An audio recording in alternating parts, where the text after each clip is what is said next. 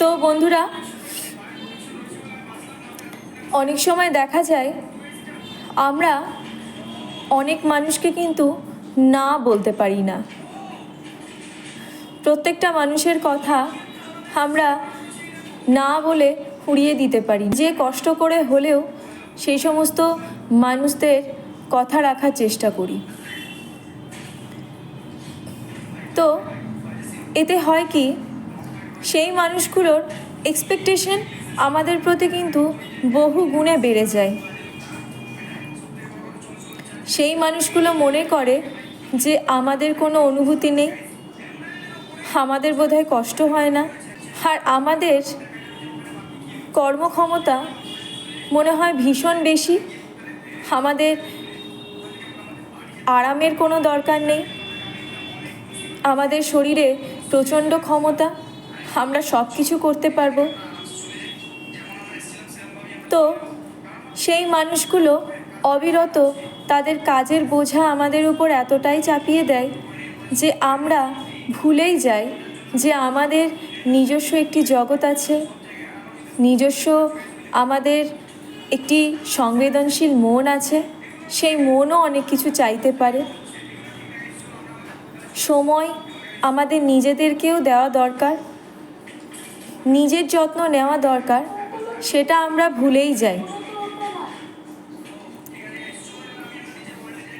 তো যখন আমরা হঠাৎ করে কোনো দিনও একদিন এই মানুষগুলোকে উপেক্ষা করে না বলে দেব কোনো কাজে, তখনই আপনারা দেখবেন সেই মানুষগুলোর মুখ বাংলার পাঁচের মতন হয়ে যাবে।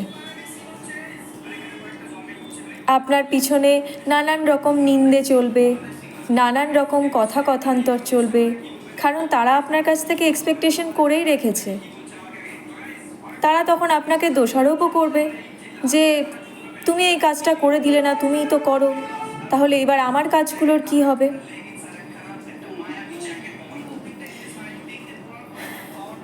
সোনা মূল্যবান,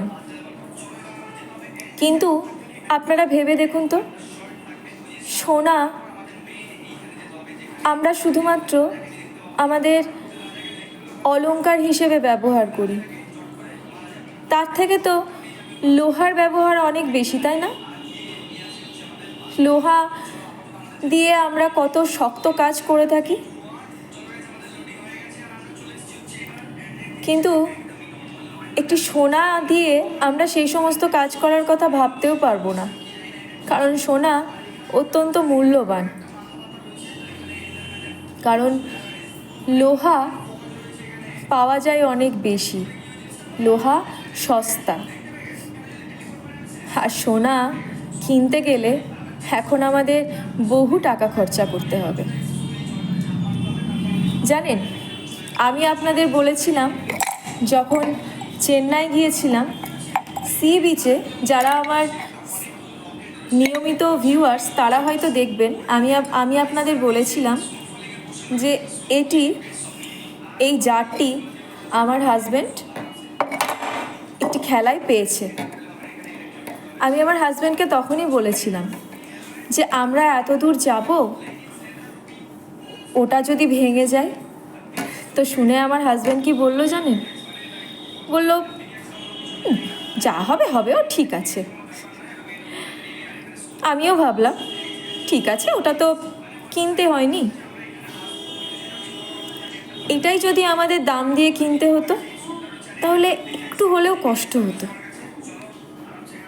তাই নিজেকে অতটাও সস্তা করবেন না, যাতে আপনি ভেঙে মুচড়ে তছনছ হয়ে গেলেও কেউ আপনার কদর না করে, কেউ দেখতেও না আসে, কেউ না পোছে যে ও হয়েছে ঠিক আছে, ও ঠিক, আবার জোড়া লাগিয়ে দেওয়া যাবে। ও হয়েছে তো কি হয়েছে, ও সয়ে যাবে। তাই জন্য আমাদের না বলতে শেখাটা ভীষণ দরকার। না অনেক রকমভাবে বলা যায়। আমরা ডাইরেক্ট রুডলি মানুষকে নাও বলতে পারি। আমরা অন্য রকমভাবে তাদের না বলতে পারি। যেদিন আমরা না বলতে শিখব, সেদিন মানুষজন আমাদের সস্তাও ভাববে না এবং আমাদের সময়েরও মূল্য দিতে শিখবে।